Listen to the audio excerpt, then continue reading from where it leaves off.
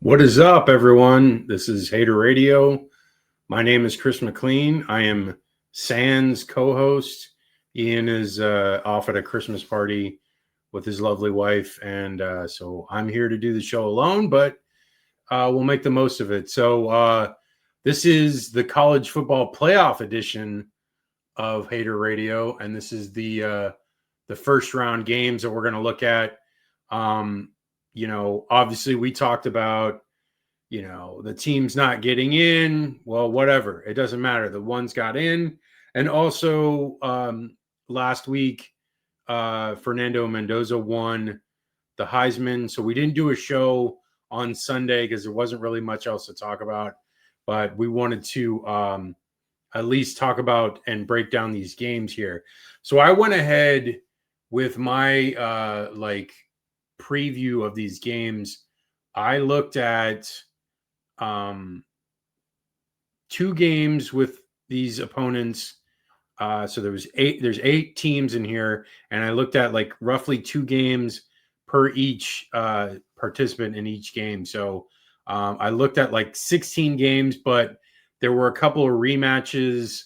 So I looked at those specifically. So it was like, I think around like 13 games that I ended up looking at with the Ole Miss Tulane game being a rematch, Oklahoma Alabama being a rematch, and I think that was it. So it's just those two. So technically it was 14. So I looked at 14 games, and like looking at all these games, specifically with Alabama, Oklahoma, I was a huge fan of Alabama all year. I felt like they played really well throughout the rest of the season after that Florida State loss. So they responded really well, but they struggled in these last couple of games. They lost to Oklahoma, and then they lost to Georgia in the SEC championship game. So, this team is looking to rebound, and I think they can. I liked their offense a ton. I liked what they did in that Georgia game. I rewatched it again. I felt like they were, they were the better team in that game. And they definitely did not show up in that SEC championship game for sure. That it was, not the same team that was there in September that beat Georgia in Athens. But as far as Oklahoma, I love the defense. Like their defense is top tier. Like I would say, out of the teams in the playoff, I'd probably have like Texas A&M and Miami at like, maybe the best defenses. But I think Oklahoma's like right there. And I don't know. I mean, like maybe even like Oklahoma's just a little slight more because their D line gets such good pressure with just four. Miami does as well. So, but I like Oklahoma's defense in this game a ton. I feel like Oklahoma is going to be able to, put pressure on the quarterback, make Simpson, struggle in the game earlier in the year. Oklahoma was able to put some drives together with some short fields. They also are an opportunistic defense, so they're able to cause turnovers. And you have someone like Satania on punt returns who was able to get a huge punt return to start the game, and it led to a short field and a field goal. Also, with this Alabama defense, I think they're good enough that they can keep not Simpson, Mateer in check, which that'll be crucial because Mateer, is still recovering from that injury earlier in the year. He had surgery.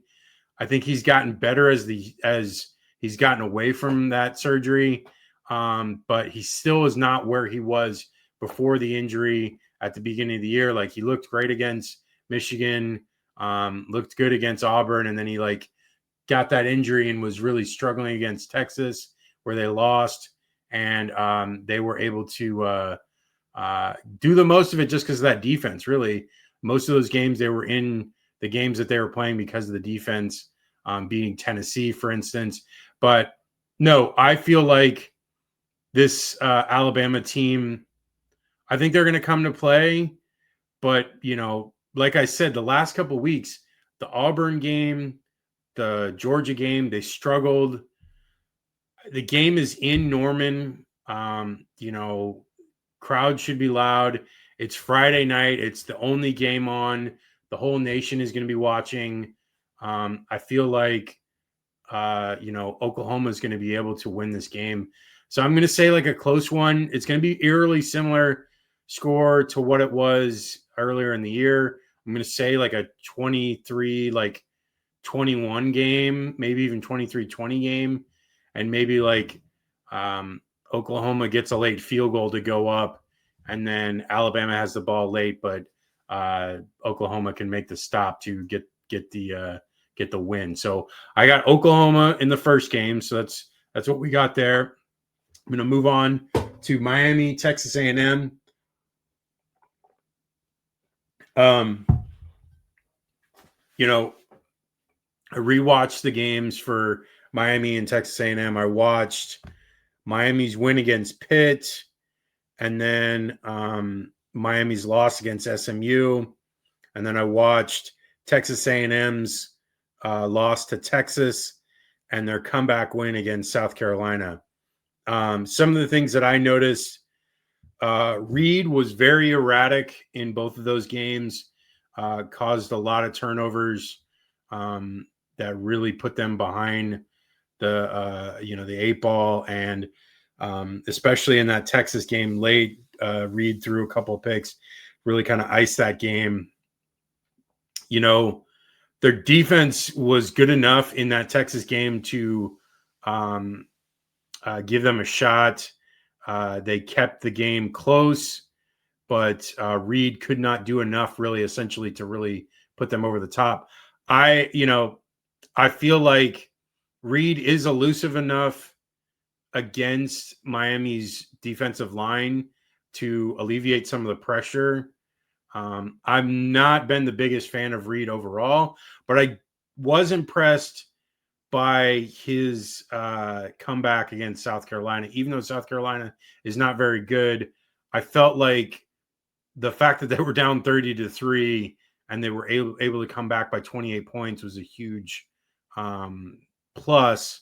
I feel like they can make big plays. Concepcion is huge in the punt return game, and he does also take handoffs and short screens, and he can make some deep downfield plays. The other guy for them that made some plays, Bethel Roman, he's a deep threat as well. So Texas A&M has got plenty of skill position players. The run game is efficient enough to keep the defense honest, but I still feel like Miami's probably going to shut down the run game. If anything, Texas A&M is going to probably have to throw the ball a ton. So in that case, I kind of like Miami in that case, because I feel like Miami can pin their ears back and get after him. But then again, in the SMU game, Jennings went off, and he's an elusive quarterback as well, and he was able to alleviate the pressure and get away, unlike Heinzel in the Pitt game. So I think Miami, though, conversely, on defense or on offense, Malachi Toney, their number one option. Fletcher and Pringle, pretty solid backfield. They'll be able to eat up some yards. Beck, again, like I've said all year, he's really the engine oil for this engine. If he is not confident and he's inaccurate, like he was in the Louisville game and some other games where he just throws interceptions, it's going to be a problem, because this defense gets after the quarterback. And I feel like Beck, because he's not as elusive of a runner, he might be in for a long day. So expect God, I can't remember the DN for Texas A&M. He's got the short arms. I think it starts with an S. But he's had a phenomenal year, and expect him to be in the backfield like nonstop all game long. And USF finally went away from Hewitt. Good. God, that Moore guy sucked. I'm watching the USF game live, the bowl game. But expect Carson Beck to struggle in this game. I don't expect him to have a great game. It's going to be loud. I think this is probably the loudest environment they'll be in all year because Pittsburgh is a very quiet environment. Maybe Va-Tech was about the loudest environment they've been in all year, but this is way different. Like they have not experienced this all year, especially as a road team. So, I expect it is an early game though. So it's 11 a.m. Central kick time. So it may be a sleepier crowd, but it is a playoff game. So what I would expect the fans to be up for it. I do expect Tony to have a good game. The thing I noticed with Miami, what they've done very well at is utilizing their tight ends, especially in the red zone, to great effect. So if Texas A&M is able to like isolate those guys and to take them out, they'll have a better chance of turning those drives from touchdowns into field goals. For Texas A&M defensively, again, pressuring the quarterback, Elko is a great defensive mind. I feel like he's going to have a good plan. I feel like he's going to be able to, pressure Beck a lot. Expect, all kinds of gadget plays from Tony. They love giving the ball to him on all kinds of end arounds, screens. He throws the ball. He throws the ball really well for a wide receiver. And he, honestly, I feel like this game, I feel like Miami could win this game because of their defense.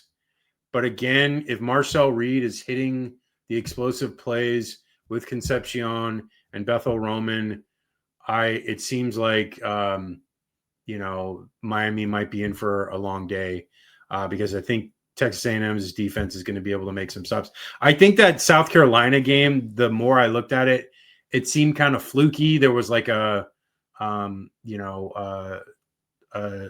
sack fumble for a touchdown, scoop and score. And there were some other things in there that lend itself to not necessarily a normal output by a game between South Carolina and Texas A&M. So I feel like that result is a little wonky. I mean, Texas A&M did win that game, but I still feel like South Carolina was probably lucky to be in that game, even though they were up 31-3 at halftime, or 30-3 at halftime. But okay, so I feel like Texas A&M is going to win this game, and so I'm going to say Texas A&M wins, let's say probably, I don't know, low 20s game. No, I'll say a high 20s, 28-20 game, and maybe maybe Miami has the ball last, trying to score, and Beck throws an interception. I mean, that honestly seems likely because I feel like Beck is what will make this team go. If he's not having a good game, if he's getting pressured and he's throwing picks, this is going to be a long day for Miami, which I think it honestly might be. I'm not the biggest fan of Beck. He has done well when he has time, but I don't think he's going to have time on this game. Okay, moving on. Third game, Tulane, Ole Miss, a rematch earlier in the year where Ole Miss dominated Tulane. In the highlight package I watched between these guys, and I watched it earlier in the year, and I remembered it as well, but I rewatched it. It is nothing but Ole Miss highlights. There is the whole first half. I think Retzlaff didn't have a completion until the second half. So it was very bad. Even they put in the backup at near the fourth quarter for Tulane because it was so bad. Chambliss had a really good game, but they were held to a lot of field goals that kind of really changed the complexity of that game, because if Ole Miss is able to score touchdowns, I think it was at least 3 or 4 field goals.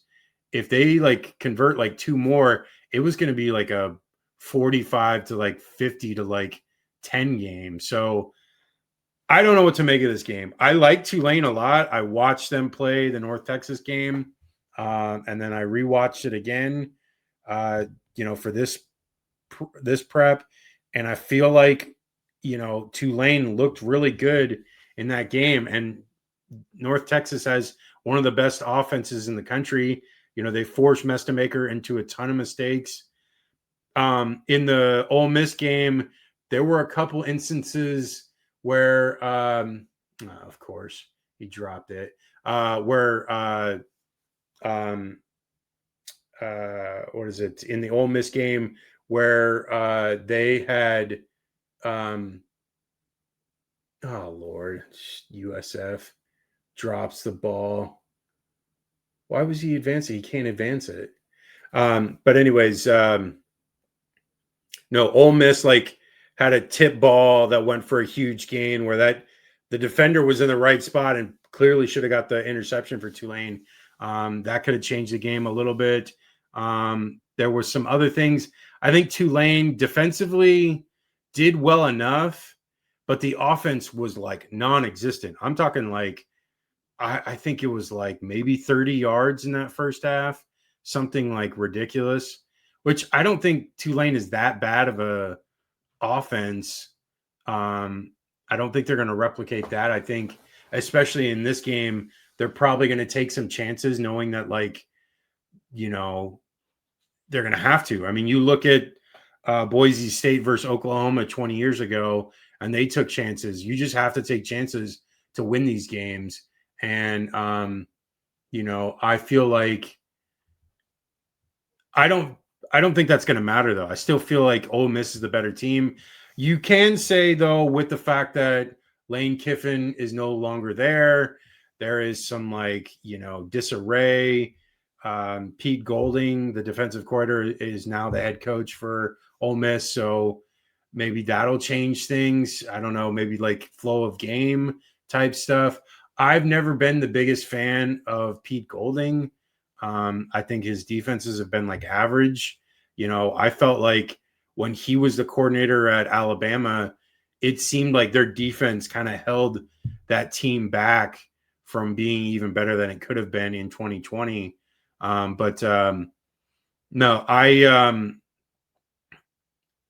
with watching this, with Tulane, Retzlaff, he's going to have to run the ball a ton, and, that'll help keep the defense honest. And I think, if they follow the same game plan, Ole Miss, as they had the last game, a lot of it was Retzlaff's erratic, accuracy. He was very inaccurate that first game. And that's a huge problem. They're not going to be able to, I don't know. It's just, it's something that with Ole Miss, they're going to be able to score points. I think Chambliss, you've got Charlie Weiss Jr. still there with the OC running the show, and most of the offensive staff there. So Ole Miss should be fine. Lacey's a stud running back. You've got Stribling, you've got Alexander, who makes plays all day, Wallace. I mean, there's just playmakers all over the field. Even Wright, the tight end, they're going to be able to push the ball downfield on Tulane, which they did. Tulane struggled on those explosive plays. Chambliss even ran for a couple big explosive plays. So expect, I don't know. It's a big difference here between G5 and the SEC. Now, I will say, when we talk about the James Madison game, I will give more credit to James Madison. I think James Madison is a better quality team. They're not as good as a defensive team, still solid, but like I feel like Tulane is not as good offensively, and that's going to be their downfall in this game because I feel like Pete Golding has already been able to shut them out pretty much outside of 3 points for the first team offense, and then that late touchdown to give it the 10 points for Tulane. But Ole Miss. The other thing I was going to say in that Georgia game, they were doing quite well and they had a decent lead, and then they just kind of fell apart. They couldn't stop Georgia at all. Georgia was making plays. They were able to, win that game by 8 at the end. And, Georgia's defense in that game struggled to get any kind of stops. And then all of a sudden, Chambliss just could not make any conversions, and they couldn't get down the field to tie it late. So with that, I'm going to say Ole Miss wins this one, though. Like, just the totality of looking at it, like with the Tulane Ole Miss game, looking at the Tulane North Texas game, and then the Ole Miss Georgia game. With those games, I feel like Ole Miss just stands out to me. I feel like they're, one, going to score a lot of points, and I don't think Tulane can keep up. I think their offense struggled mightily against Ole Miss in the first matchup, and I think that's going to be more of the same here as well. So I'm going to say Ole Miss wins like 35 to like 14. And then Florida finally gets their coach because Tulane will be eliminated. Okay, last one we've got for the show is James Madison and Oregon. For the games I watched for this matchup, I watched the Washington State and James Madison game, the James Madison Louisville game, the USC Oregon game, and the Oregon Indiana game. So with James Madison in that Wazoo game, they were able to get quite a few explosive plays to really keep pace with Wazoo. And then Wislowski for James Madison had a really nice touchdown in that game. Knight, the running back for James Madison, really solid running back, had the dagger at the end of the game, the TD for 60 yards. They got a 4th down stop. They can get after the quarterback. There's a couple guys on the line that've got some size. There's one guy, Zero. I don't know if he played in that Washington State game, but he played in the Louisville game. Big guy, real big guy. There's a couple guys with size on their D-line, so they can get after the quarterback a little bit, which is kind of important against Oregon. Dante struggles with pressure. He threw a couple picks in that Indiana game, and I think he threw at least. Yeah, he had a fumble in the USC game, and I think he had at least an interception as well. Oregon gives up big plays. They gave up big plays against USC, a lot of downfield throws. So they're definitely susceptible to that. And JMU is capable of that. DeGeneiro is a nice wide receiver as well. James Madison, I think has a better chance of doing well in this game than Tulane against Ole Miss. So I still feel like it's going to be freezing cold, and not that James Madison doesn't know freezing cold because they're in Virginia as well, because it gets cold there too. But it's going to be a loud, environment. Oregon, it's a very raucous crowd. It's the first ever playoff game in Eugene, in Autzen Stadium. I like Dante Moore a ton. I feel like Dante Moore is probably a huge advantage here for Oregon. Oh, damn it. Oh, Koger. Almost. But I feel like James Madison is going to stay in the game.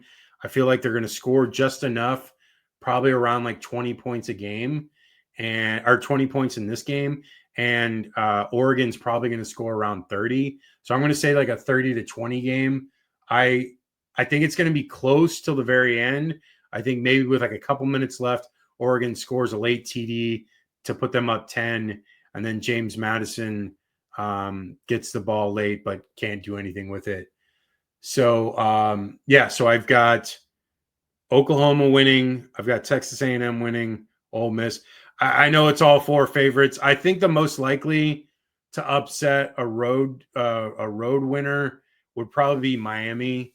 Out of all 4 of those teams, I think Miami's got the best shot. But again, my thinking on the Miami game is Carson Beck. If he's going to struggle, then it's going to be a problem for them. So like, you need a good game out of Beck, but I don't know if that's going to happen. I think there's going to be too much pressure from Texas A&M, and there's going to be a lot of big plays, explosive wise, from Texas A&M on offense. Okay, so that is the games. Enjoy these. I love the playoffs. I know this is only really the second year, so people are still trying to feel like if they truly like this new expanded playoff. I've been a huge fan of this. I know we're just getting this second year of it, but home playoff games are a huge treat that we never got to have before, and we're continuing to have it, and hopefully we get to have it going forward in the quarterfinals as well, which would be huge because I don't know. I saw someone talking about it. It's like, why are we rewarding LA City or LA NFL cities with these playoff games when we should be having these playoff games in these smaller towns? Reward them with a big, that's pass interference. He hit him before you've got to be kidding me. He literally like contacted him before the ball. Whatever. This is the end of the USF game. So how is that not pass interference? What is this ref looking at? But no, that I feel like these home playoff games would be great boons for these local economies, that they should provide that to them instead of NFL towns that have nothing to do with college. And that's just my feeling. But anyways, that's the show. We'll talk to you on Sunday, 8 p.m. Eastern, 5 p.m. Pacific. And enjoy these games. Take care, y'all.